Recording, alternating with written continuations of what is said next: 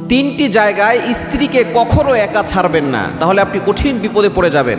হযরত আলী রাদিয়াল্লাহু তাআলা আনহু জানিয়ে দিয়েছেন এই তিনটি জায়গায় কখনো স্ত্রীকে একা ছেড়ে দেওয়া উচিত নয়। আমরা অনেক স্বামীর আছে স্ত্রীকে যে কোনো জায়গায় একাই ছেড়ে দেই, এটা কখনো করবেন না। এক নাম্বার, যদি আপনার স্ত্রী কখনো বিপদে পড়ে যায় আপনি অবশ্যই ঢাল হয়ে আপনার স্ত্রীর পাশে দাঁড়াবেন, কেননা বিপদ থেকে ওই সময় স্বামীকে খুবই প্রয়োজন হয়। আলী রাদিয়াল্লাহু তাআলা আনহু তিনি জানিয়ে দিয়েছেন অবশ্যই প্রতিটি পুরুষের দায়িত্ব হচ্ছে তার স্ত্রীর সামনে ঢাল হয়ে দাঁড়ানো, যাতে করে বিপদে পড়লে তাকে বিপদ থেকে উদ্ধার করতে পারে।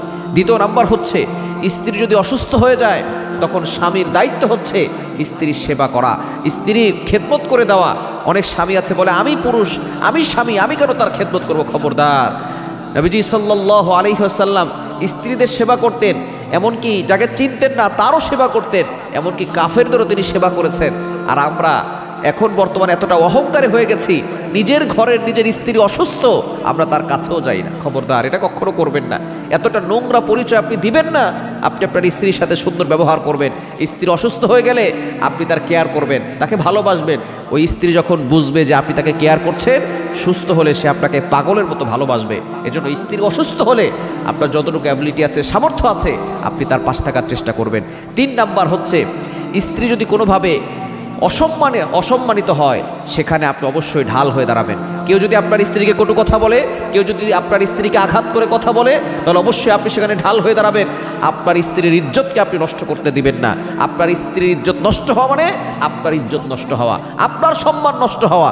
অনেক স্বামী এটা বুঝেই না, নিজেই নিজের স্ত্রীর সম্মান নষ্ট করে, নিজেই নিজের স্ত্রীর গোপন কথাগুলো বাহিরের কাছে মানুষের কাছে বলে। খবরদার, এটা কখনো করবেন না।